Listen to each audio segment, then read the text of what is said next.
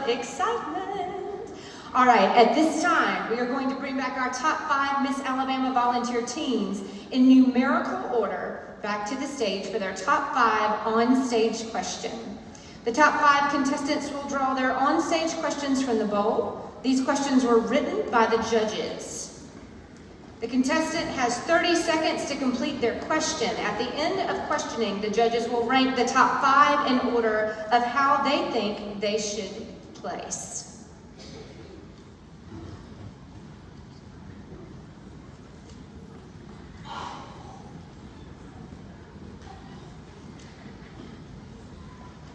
Piece of cake, right?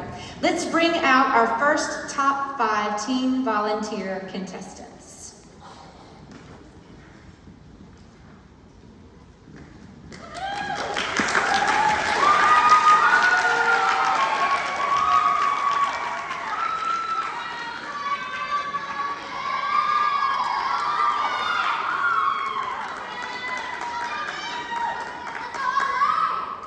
Let's begin with contestant number 21, Alistair Hamrick.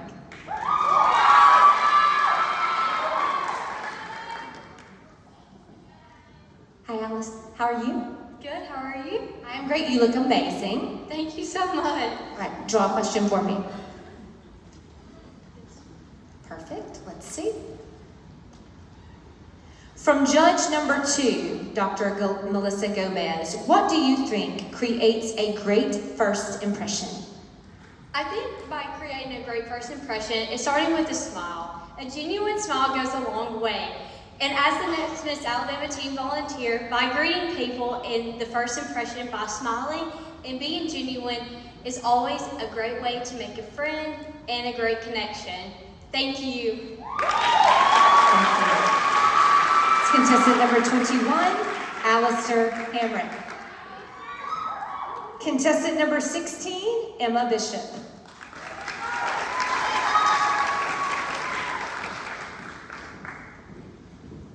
Hi, Emma, how are you? Good, how are you? I'm great. Will you draw a question for me?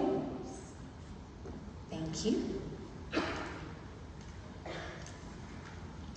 Emma, John Christopher Adams, judge number 3, wants to know, give us an example of a time when you tried to accomplish something and failed, and how you handled the situation.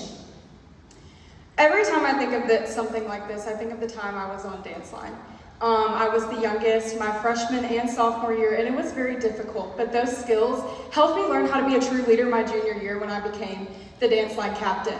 However, a lot of things on auxiliary did change, and I decided to try out for cheer my senior year, and I worked really hard for that, and I accomplished that goal, and I think that shows that I'm driven, and I will work towards anything that I set my mind to, and even though something is challenging, I will not give up until I achieve it. Thank you.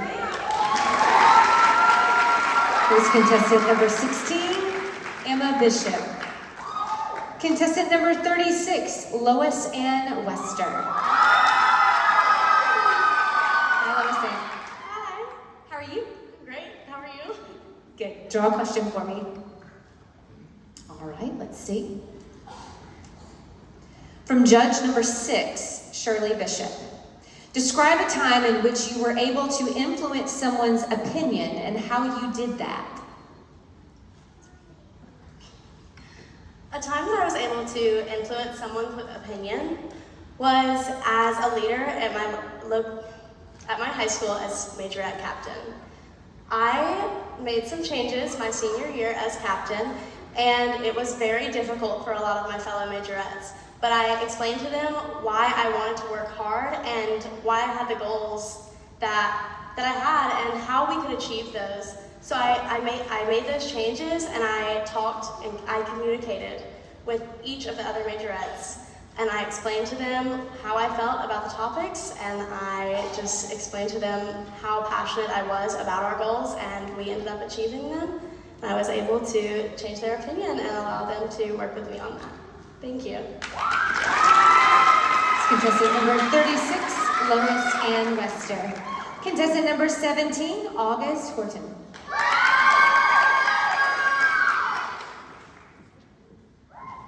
Hi, August, how are you? Doing very well, thank you. You draw a question? Perfect. August, from judge number 5, Brian Asher, do you agree with the saying, if you want something done right, do it yourself? I absolutely agree with this statement. I am very involved in STEM. I am an aerospace engineering major, and I was in robotics in high school. I was the notebook keeper for my team. I had to keep track of every single thing that happened to the robot, and I worked on it completely by myself. Yes, I put in some of the words of my teammates, but I worked so hard on that. I pulled multiple all-nighters to make sure that my notebook was the best notebook at every competition that I went to. So I think it's very important that you do your part, and it needs to be done right by you. Thank you. Contestant number 17, August Horton. Contestant number 30, Megan Malloy. Hi, Megan. Hello. How are you? Good, how are you? You look good, girl. You look good. Draw a question for me. Thank you. Your question comes from judge number 1, Jason Elliott. Will you give an example of a time you took initiative and took the lead on a project? This reminds me of a time when in school, we had this school project, we all had to bring different supplies to help our project. And I just made sure that I was listening to each person and listening to what they wanted to bring so that I could help lead the team and also make sure that everyone had a part and everyone had a say in the project and make sure that our team was successful. Thank you. That was contestant number 30, Megan Malloy. Let's give all of these young ladies a big round of applause. Awesome job, ladies. Thank you.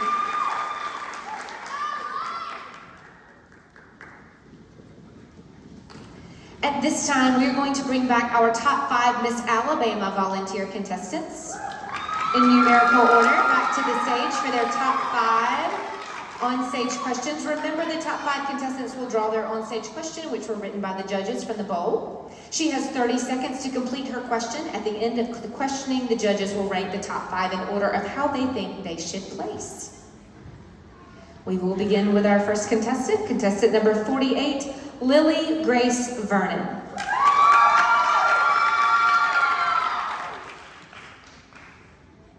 Hi, Lily Grace, how are you? Good, how are you doing? You look good. Draw a question for me. Perfect. All right, from Brian Asher, judge number 5.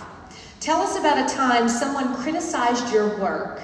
How did you respond and what did you learn from it? The first time that I ever decided to compete in a pageant was my local college as Miss Jacksonville State University. And coming from somebody that has never done a pageant before your sophomore year of college, it's pretty intimidating from the outside looking in. I decided to do it last minute, and I crafted my own talent. I was dancing to The Way You Make Me Feel by Michael Jackson. And when I crafted it, I just thought it would be something fun and a chance to perform. And during that week, I got on the stage, and we were practicing, and I had some of the girls I had that look of, this isn't the best song for your voice, or you're in a sparkly fedora and leather pants and I'm in a ball gown. And it really made me feel in those moments inadequate.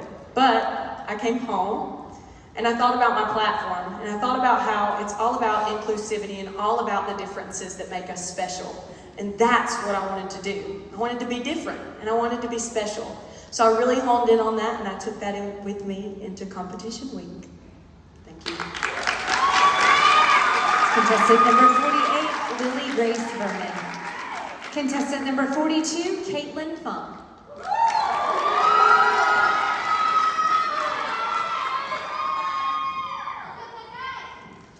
Hi, Caitlin, how are you? Feeling good. Pun intended, right? Okay, will you draw a question for me?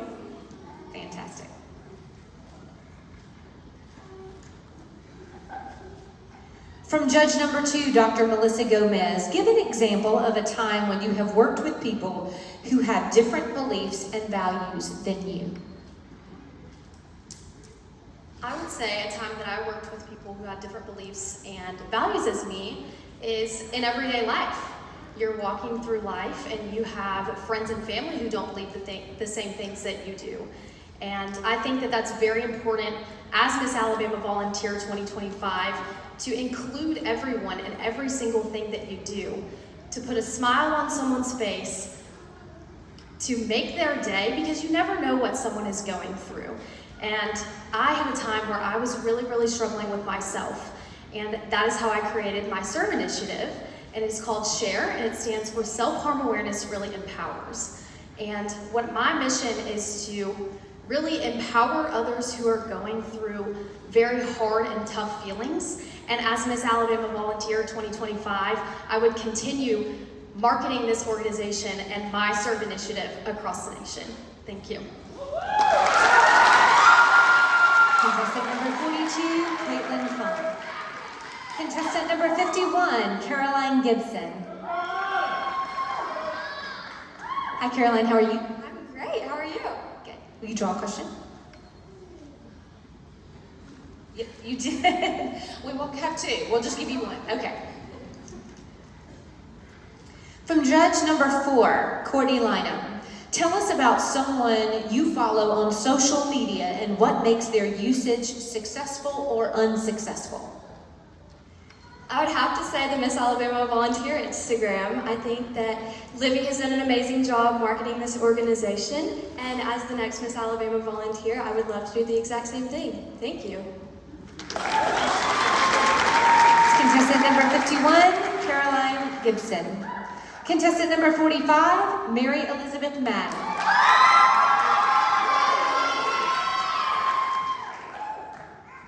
Hi, how are you? Oh, I'm absolutely awesome. Will you draw a question? Just one. Restaurant. No one wants to. Okay.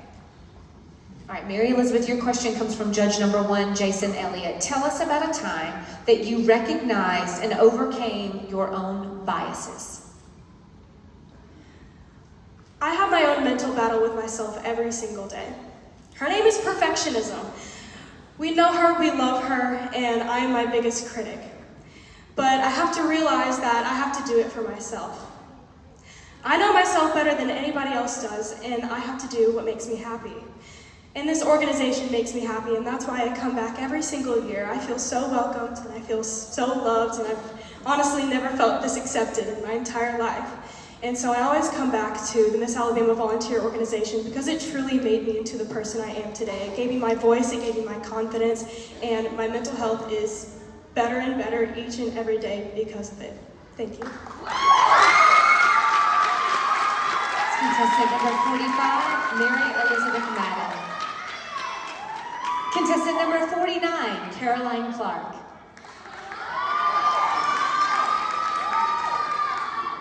Hi Caroline, how are you? I'm doing well. How are you? Good. Will you draw a question? Yep, just one. All of you girls are trying to get 2 questions. What is that? Okay, here we go. All right, Caroline, your question comes from judge number 6, Shirley Bishop. Ask you to give an example of a time when you showed inclusivity of others. I try to make everyone feel included with everything that I do. I think it's very important that you treat people with kindness because, as KK said, you never know what people are going through. And that's something my preacher always would say at the end of church, to speak a kind word to the person next to you because you don't know what people are going through. And I remember a time when I was younger and I could feel when I was left out of things, that wasn't something I wanted other people to ever experience. So I tried my hardest to never make them feel that way. Thank you. Thank you. Contestant number 49, Caroline Clark. Thank you, ladies. You did an amazing job. Let's give them a big round of applause.